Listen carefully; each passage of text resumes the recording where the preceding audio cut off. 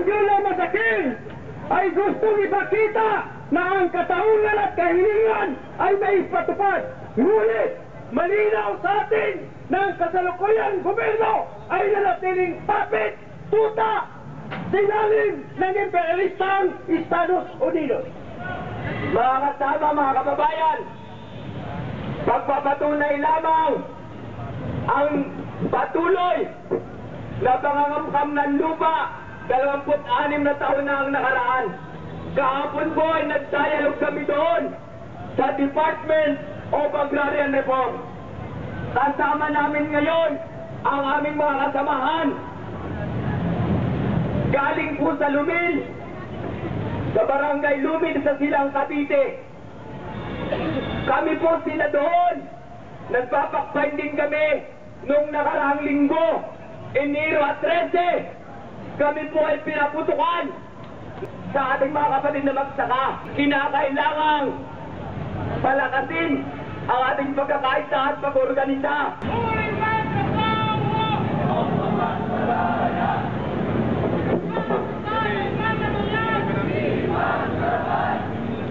Sa Kristina o taon-taon, inulunsad ang pagkilos na ito.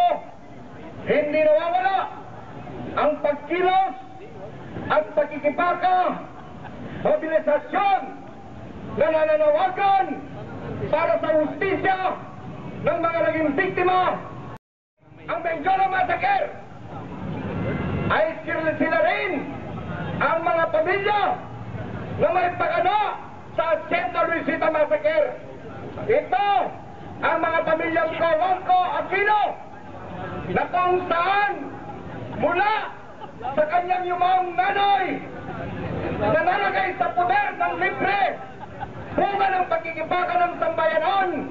At ngayon, ito na naman ang kanyang anak na patuloy na nambubusamos, sinusupil ang malawak na mamamayan, lalo-lalo na ang mga magsasaka.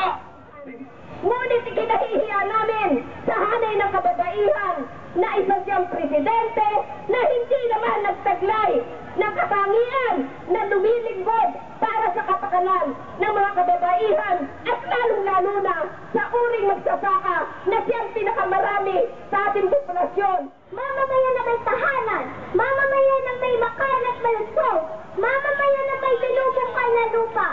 Pero ang tanong, ginagampanan po ba ito ng gobyerno Aquino? Di po ba hindi? Di po ba